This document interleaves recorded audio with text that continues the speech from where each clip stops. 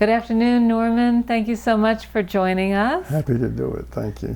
My name is Marilyn Forman Chandler, and I am here with Kate Mazer, who is our UNCG research assistant.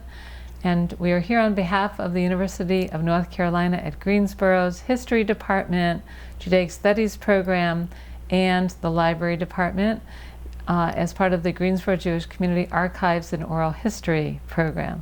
Right. So thank you. I'm glad to do it. Thank you. And Norman, share a little bit about your family and your growing up years. Where are you all from, and who were they? My my grandparents, on my father's side,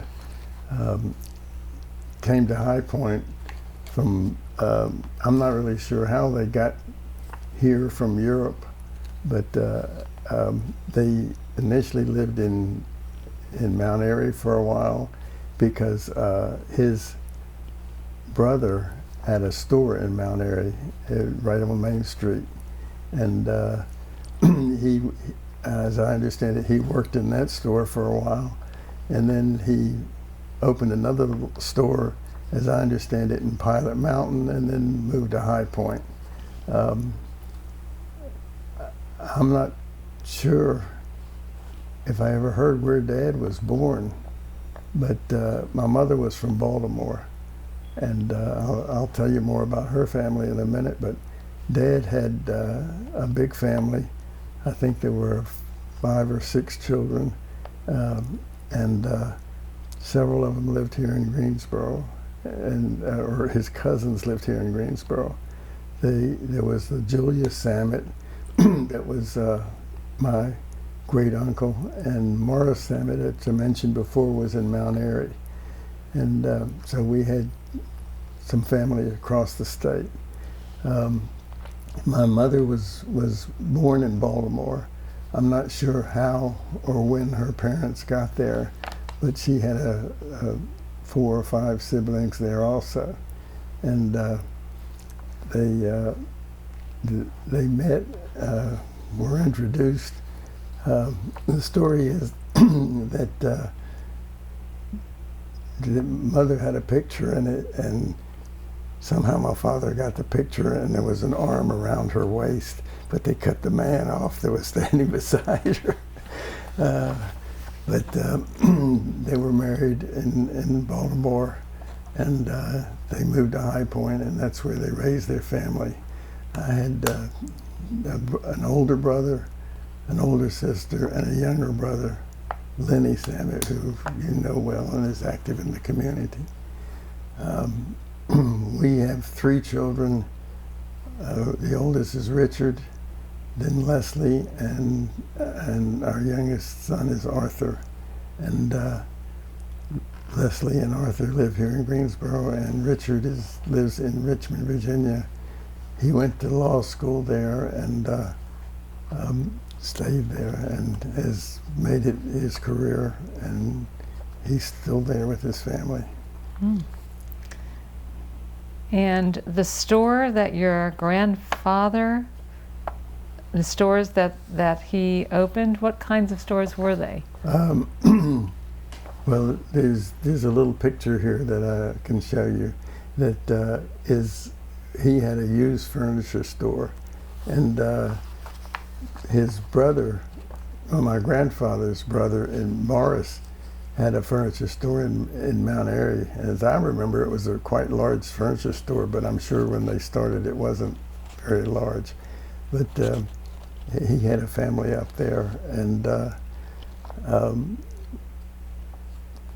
just coincident, or the fact is, one of his youngest, I think it was his youngest son, Sidney Samet, was a volunteer or a gunner in the Second World War, and his plane was shot down. He didn't survive, and now Sidney Gray, who lives here in Greensboro, is the namesake of Sidney Samet that was killed in the Second World War. My mother's brother, Ben Krause, was also served in the Second World War in the Army, and he I don't think he was overseas. I'm not sure. But of course, I was kind of young during when all that took place. Mm-hmm. And what's the story of your name? Do you know for whom you were named? I really don't. I don't. My Hebrew name is Nachum Gedalia, and I don't know where it came from. I would assume it was something that either my mother's family or my father's family. Mm-hmm. What about the name Samet? Where is that from? I don't know. Do you know if it was the original name? That's the original name. It may have been Zamet, but pronounced Zamet, but I don't know exactly where it came from. My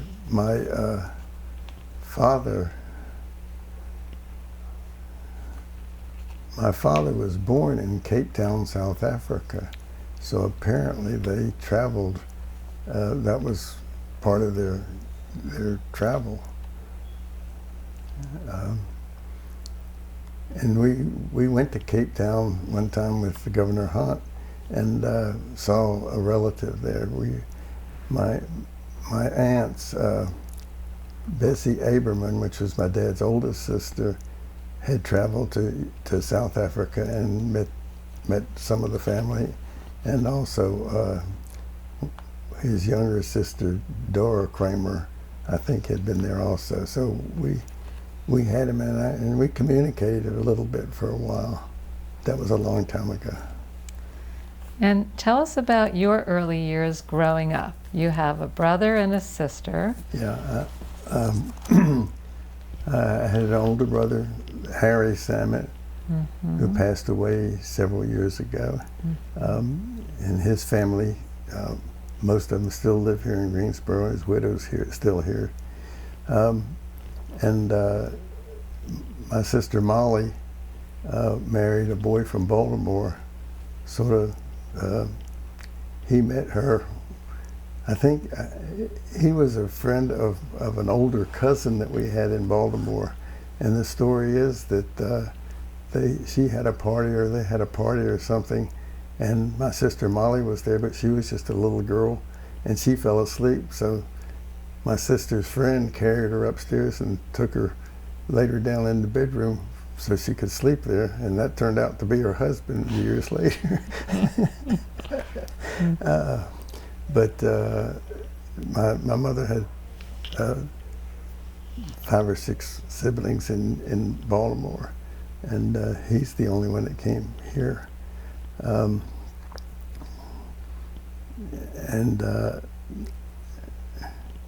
Ask me another question. And you grew up in High Point. I grew up in High Point. So what was it like as a Jewish family growing up in High Point?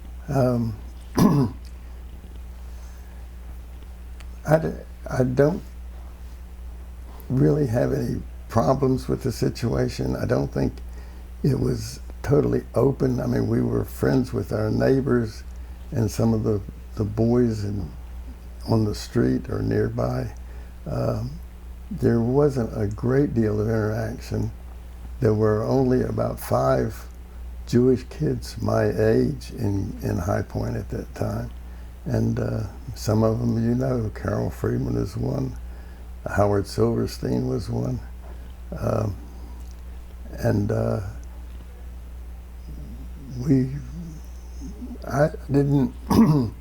don't really recall any real problems that arose because I was Jewish. It was not a real open type situation. I guess the ones that I interacted with most were the other Jewish kids that were about my age. And speak about that. What role did Judaism or religion play in your family's life? Well, Mom kept a kosher home. The kitchen was kosher.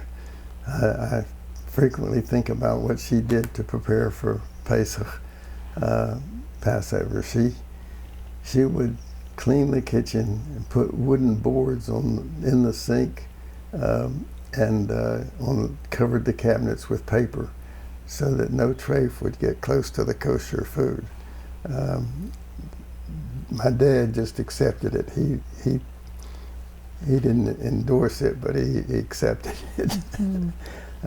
And we had the Passover Seders, and Mom always lit candles for Friday night, and the food was always kosher. Every day the food was kosher. Where did they get their kosher meats from? They'd have them shipped in from Charlotte or Baltimore or something like that. They'd ship it down here. Mm-hmm. And I'm not kosher now, but I cannot have meat and milk together. And what about synagogue life? We had a Sunday school and we had Hebrew school, and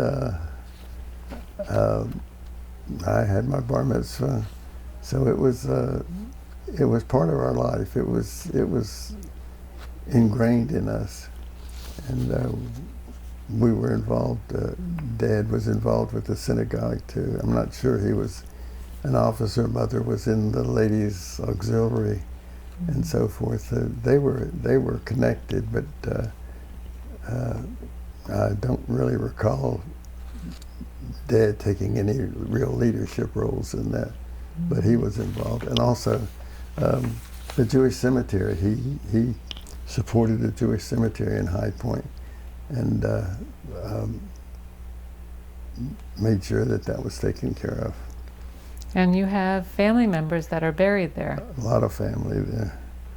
A whole row of them, unfortunately. Mm-hmm. But most of them lived a good life. Mm-hmm. And I believe you have family members now, like your brother and maybe a nephew, that are involved in taking care of that cemetery, and others. Yeah, my brother Lenny, he's been very involved in that. I'm very proud of him, what he's done there. We haven't spoken at all about any kind of connection to the Holocaust. Did you have family that perished in the Holocaust? We didn't really have any direct connections. I don't know of anyone that was directly involved in it. I think after the war, there was some of the family connected somehow. But once again, I was very young, and it was not a direct connection, but I was certainly aware of it. And what about Israel and the creation of the state? Well, of course, we were thrilled when Israel was created, and I know Mom and Dad supported it financially in any way that they could at that time, and Mom and Dad never went to Israel. They never got to Israel, but then Sylvia and I got involved and have traveled several times, and she's been more times than I have. And what role do you think Israel plays in your life now, or in your kids' lives, or your grandkids' lives? That Israel plays? Well, we were very supportive of it, and realized that it has established itself as the homeland of the Jews, and I think if people are realistic about it, it's with their technology and their development of drugs and medicines and things like that, it's been fantastic for the world. Unfortunately, a lot of people don't want to believe it, but it's a homeland and a basis for our Judaism, and we want to make sure that it survives and flourishes. So returning now just a bit to childhood, so where did you go to high school, and what were your favorite subjects? Well, I went to high school, at High Point Central High School, and I guess I liked math. Math was probably my favorite subject. I enjoyed that. And what did you want to do when you grew up? Somehow I wanted to get into the contracting business. I wanted to do construction. I I always like to build things. I still do that. Whether it's a train track in our basement in High Point, I had a whole room that was full of tables and the trains that ran all around the room that I built and put together. Had to wire the trains and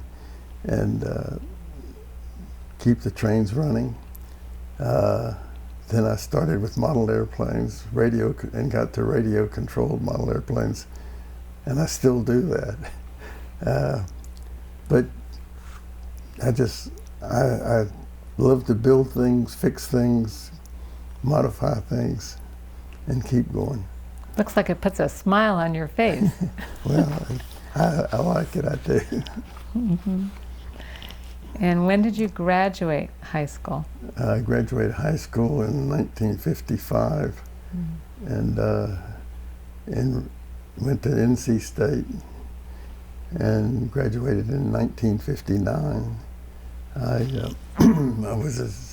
joined Sigma Alpha Mu fraternity, and I was president of the fraternity, and you chose your major. That was my major was civil engineering with a construction option. Mm-hmm. And what do you remember about your classes, your favorite subjects, professors? Well, we had one professor, his name was C.F. Williams, and they called him Country Williams. And he could stand up in front of the class and give you an example of something that, the example came right out of the country, but you'd remember it because of the way he presented it. Like what? Like what? Like what? I don't remember exactly how he did it and what he did, but it was, he spoke in such down-to-earth language that you just accepted it, and you could gather it. And one of my own personal memories was that they always talked about sophomore physics, and it was such a tough course, and the professor told us at the beginning, he says, this is how we eliminate the ones that aren't qualified. And we had our first test, and he started to hand out the papers, and he looked at me kind of funny, and I thought, uh-oh. And he handed me my paper, and I got 100 on it.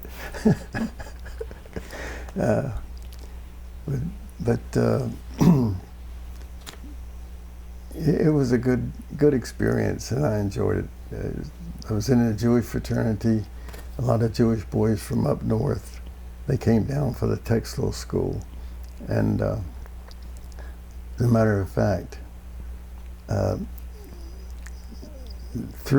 were three fraternity brothers that stayed close. One of them, he was the first non-Jew in the fraternity, and he was from North Carolina. And I used to see him occasionally, but the boy from New York was from Brooklyn, and the one from North Carolina, and I stayed in contact. And the one from North Carolina unfortunately died in the last year, and I decided that I wanted to see my friend in New York. So we flew up one day, had lunch with him, and flew home. And that was a real pleasure. But it was a good experience for me because being with a lot of northern boys, it broadened my horizon a lot. In what way? Well, just made me more aware of the world and what was outside of High Point. Mm-hmm. It was interesting. Were there any particular experiences as a Jewish person on campus? You were part of a Jewish fraternity. Were there any positive or negative experiences that you remember? No, I don't really recall any direct connection in there. There were several. There were several Jewish. One in particular, Jewish boy that was politically involved in the school. I think he was officer in one of the classes and all. So it made you proud of that, but I was not involved outside of the fraternity other than the fraternity council. And what did you do after you graduated from NC State? Well, I started working, I first got a job here in Greensboro with Burlington Industries. Doing what? I was a draftsman in their engineering department. And I had that job. I had to leave and go in the Army for 6 months, and that's when Sylvia and I met. We got to know each other. We had met before that, I guess. And then we came back and lived here in Greensboro, had an apartment here in Greensboro, and I worked for Burlington Industries. And coincidentally, I tore down the building that I went to work in and built a baseball stadium there. You're talking about the Greensboro Stadium. The Greensboro Grasshoppers, yeah. And when were you and Sylvia married? On May 15th, 1960, which was only just about a year after I graduated from college. And how many weeks or months after you met her? 10 weeks till we got married. And how many years have you been married now? 60, 65. Wow. What's the what can we all learn from that? What's the secret of a great marriage? I usually tell people it's just 2 words. Yes, dear.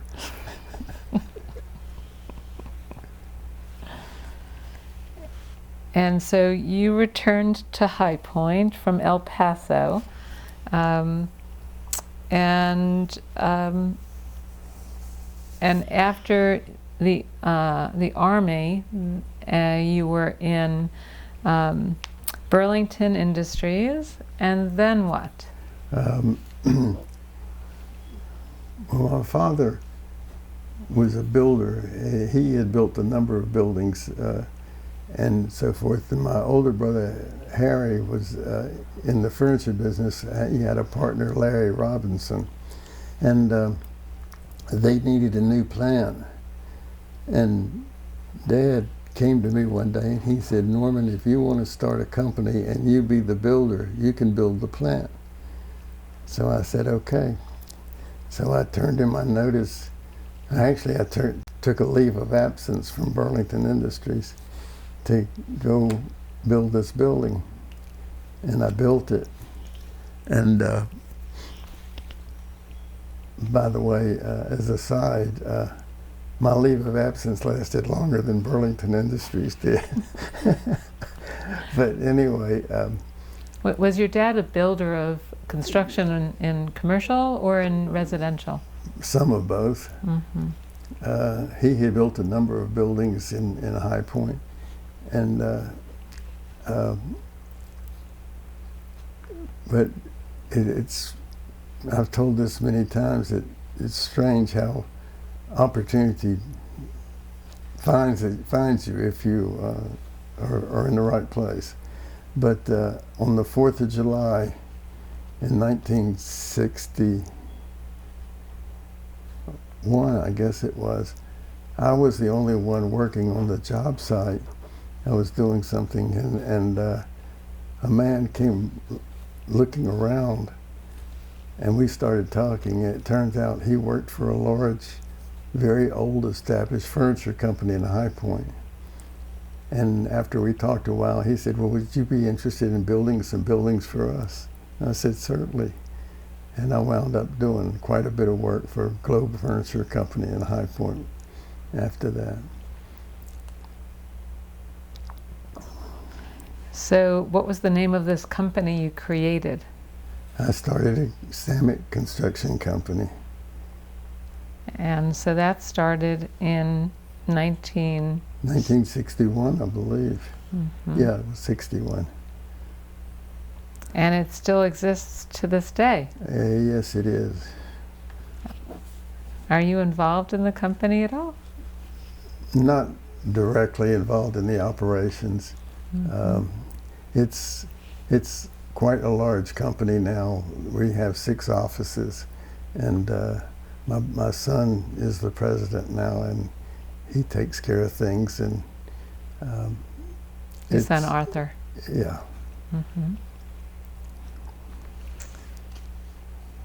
So we might return to that a little bit. Okay. But I just want to get to your family's path to Greensboro. How did that happen? And why did that happen? You mean Sylvia and I just our Moving from High Point to Greensboro.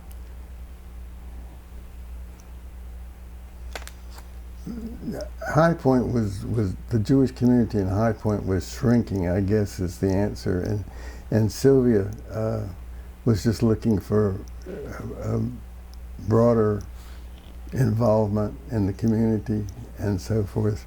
We were involved in High Point. I was president of the Chamber of Commerce there, and but we just decided that we would move over here, and did so. Was it a good move? It was excellent. We were very, very happy that we moved. I'm proud of what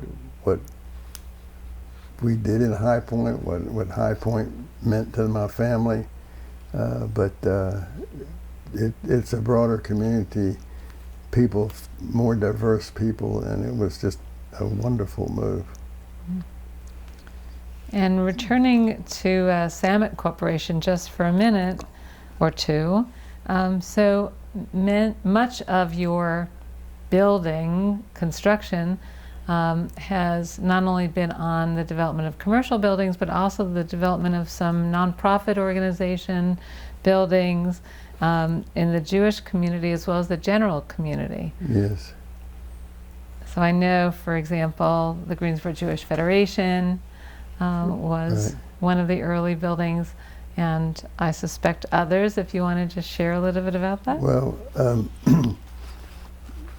I guess Sylvia mentioned this name before, but Herman Bernard was a dear friend of mine, and he was like a mentor, and I did a lot of business for him. I built buildings for him, and also he was a great guy to get involved in communities and so forth. And I built the Leonard Kaplan was another that was close to. I built Leonard Kaplan's first factory that he moved, or warehouse that he moved to after the Redevelopment Commission took the small piece of land in downtown High Point that was his father's, where his father started the business. But anyway, he of course was involved with the Federation building. I think he gave the building, but we built it according to the plans. So we've done a lot of things along the line with charitable things. What is it about your involvement in charitable organizations? Like, where did that all come from? Your wanting to become involved in. You know, I've thought about that. My dad, of course, his resources were limited at the time, but he never failed to give charity if there was a need. And I observed that. I think they were called mashulach. They used to come around and get money for the yeshivas and so forth. They travel around, and he would always be nice and kind and gentle to them and give them money. And it instilled in us that if you can, help the needy, and that's what we've always tried to do. And I mentioned Herman Bernard before. He was a wonderful man and very generous, and he was always charitable, and other people that I was exposed to. Leonard Kaplan was one of them.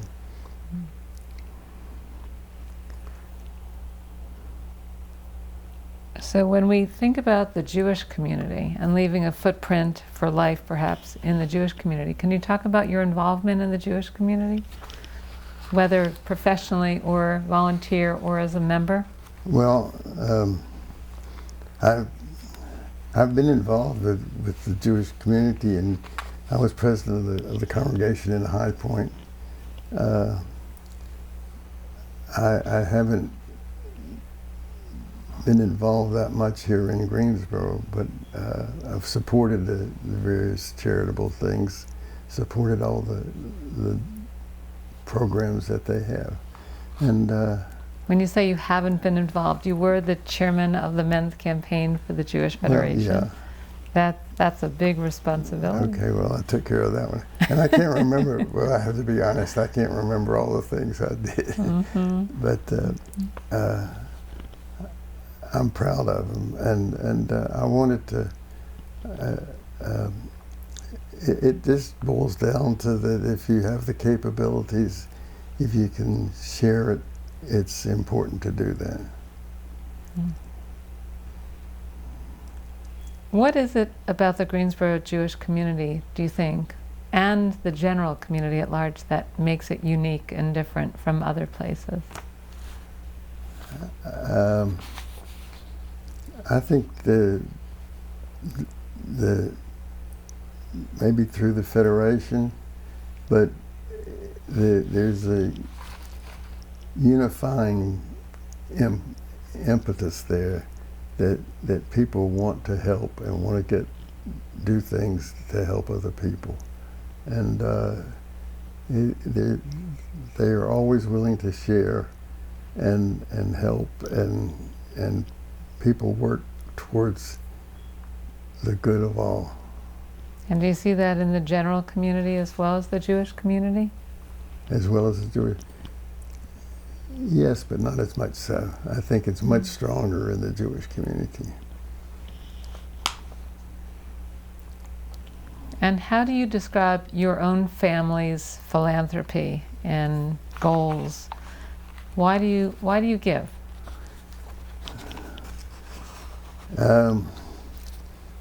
Personally, if I see the need and the opportunity,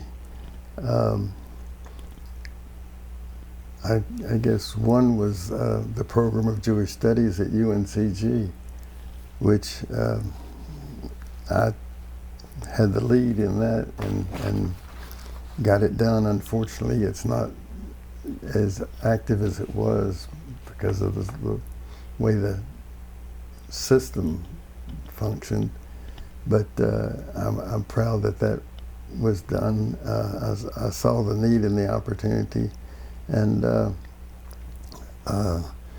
same thing with the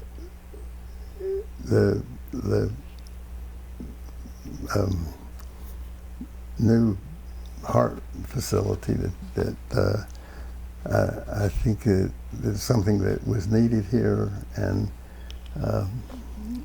I made a gift to it, and it got the ball rolling, and I'm really happy about that. Will that bring new physicians to Greensboro, do you think? I definitely think so.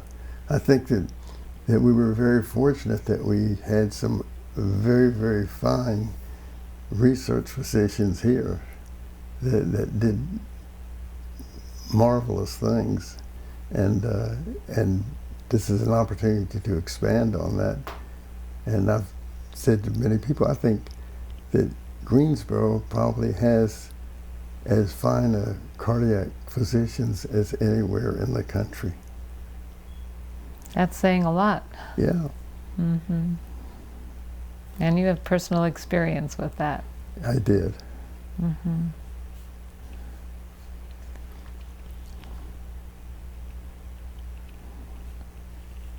So your family, is it involved in every organization that you support, or you also see that there's a need and you support an organization regardless of whether you're involved? I support a lot of different organizations, and some to greater degree than others. And if the family gets involved, we try to support them. And over the years, not necessarily because of your philanthropy, although that's a piece, but over the years you have received, and your family has received, many awards for your generosity of time and talent, and also funds, such as the Outstanding Philanthropist Award, the United Way Award for your family, the Order of the Longleaf Pine, given by Governor Cooper to you. Must make you very proud that you've been able to do all of this. I'm proud of those acknowledgments, but that's not why I did it. Why'd you do it? Because I saw the need and wanted to help somebody do something that humanity needed. So Norman, just some general questions. How do you think your identity has been shaped by your work, by your career path, by your relationships, by your volunteer work, your business work? How has your identity been shaped?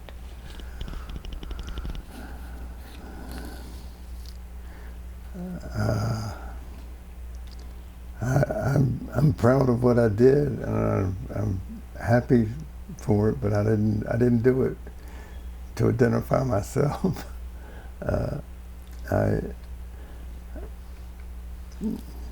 I feel like this vascular heart facility.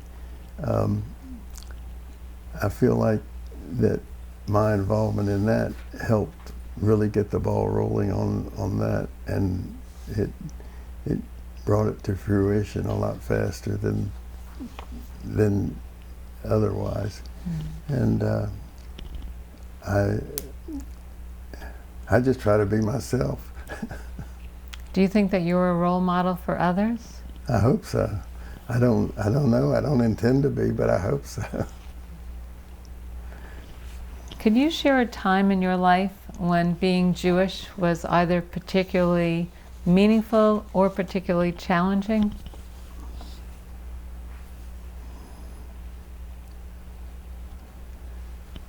I really can't think of any time. I never really had a challenge. I mean, I've heard comments. I've heard, somebody will slip or say something and it's offensive, but I've never really found it to be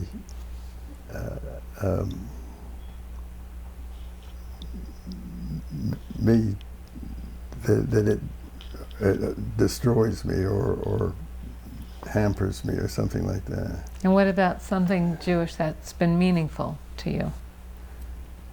Well, whenever possible, in subtle ways, I will let people know that I'm Jewish. I'm not going to hide it. And if I can say it or show it, that it's meaningful to Judaism in total, then I'll do it.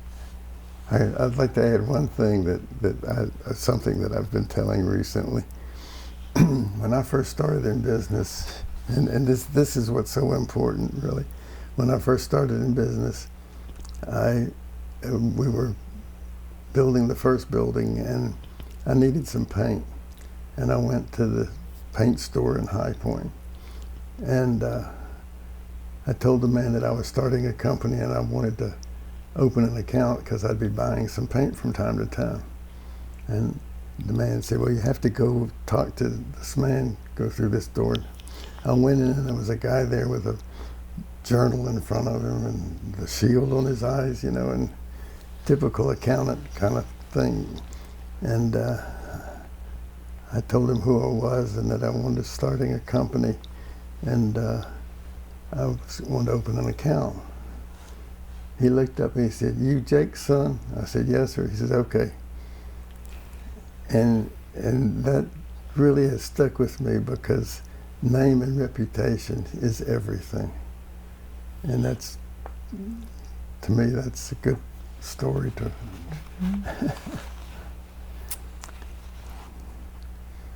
And what about your children? Do you think that's carried forward for them? And I think so. I believe that they recognize that the name is important, not because it's supposed to get anything special, but because of what you should represent the name as. And what about the importance of raising your children and grandchildren Jewishly? Sometimes that gets difficult. We try to keep the kids involved and expose them to the Jewish part. The holidays, we try to always celebrate the holidays together, have the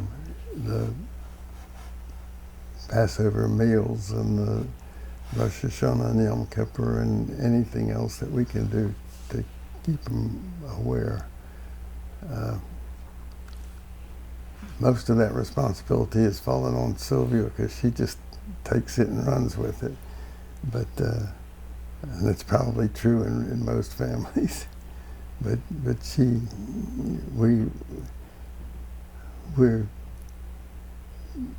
definitely want our children to recognize their heritage. How, if at all, has your life been shaped by your relationships with others, with friends? We talked about Leonard Kaplan and Herman Bernard.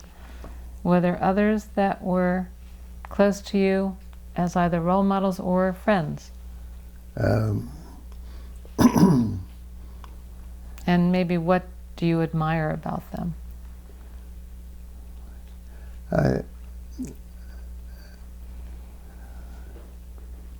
I guess other than my father, I guess you mentioned, or I mentioned, the ones that Herman Bernard was definitely a key figure. Leonard Kaplan was a key figure. Arthur Cassell.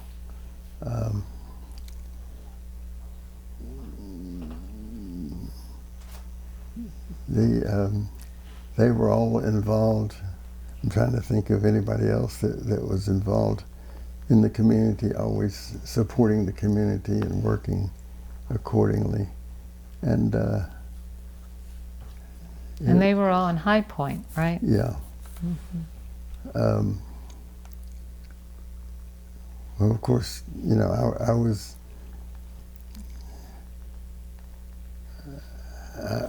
I was already involved in business and so forth, and by the time I got to Greensboro, and it carried on.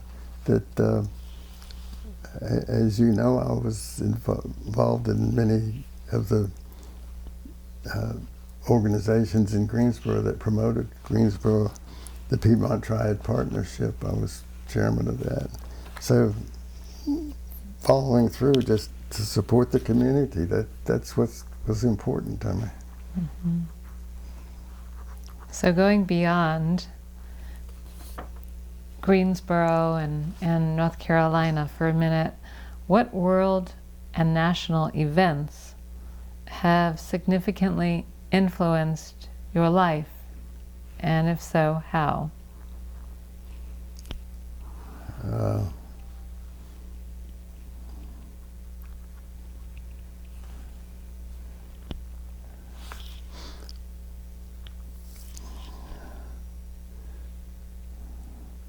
Well, Sylvia mentioned the World Trade Center, I'm thinking, and that just brought up the fact that we live in a dangerous world, that there are evil people in the world, and that's why we have to support the good things that happen, and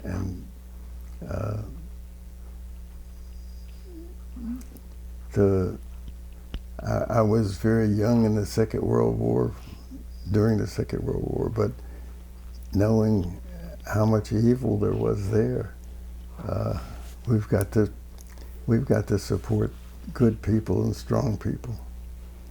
Were you at all aware of or engaged in the civil rights movement? Did you know what was happening?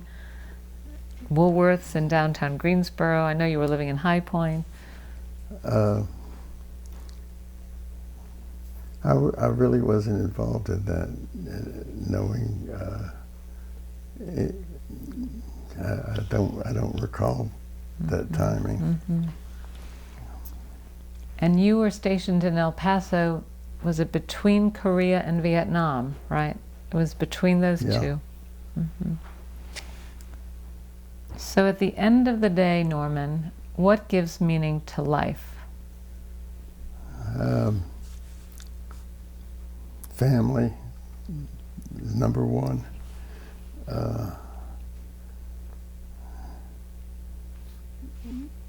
And knowing that you've made Greensboro, North Carolina, or the country a better place. That's what's important. So we don't have any other formal questions, but is there anything else that you would like to add that we haven't covered, we haven't spoken about today? Any stories that you might like to share? Well, I told you the one about the paint store. Mm-hmm. To me, that's important. I seem to remember one about your father and giving money for tzedakah. I don't know why, but it's sort of like recessed. Well, he would, like I said, these mashulach would come in, and Dad would always sit down, listen to them, and give them a few bucks. I mean, it might not have been much, but he'd always give them money. Mm-hmm. And I think that's important to share and help the needy. And if you have any historical documents that you would like to loan to UNCG, or that we could digitize or take photos of. Well, I showed you this picture. Yeah, show it to us some more and tell us who's in this picture. We're going to zoom in, I think, if we can. Can we zoom in on this picture? We have it's like a 8x10 of that. Arthur has it in his office. Mm-hmm. Who are these people? Who are these people? The one on the wagon is, I think that's Jake Samet. That was my father's uncle. And the two men, the man is my grandfather, Max Samet, and my grandmother, Celia Samet, on the left side. And the little boy barefoot in knickers is my father. And it looks like it was taken about 1915, something like that. Wow. And that would have been taken where? It was taken in High Point on High Street, right beside the train station. Where they're looking at the camera, they would have been looking at the train station in High Point.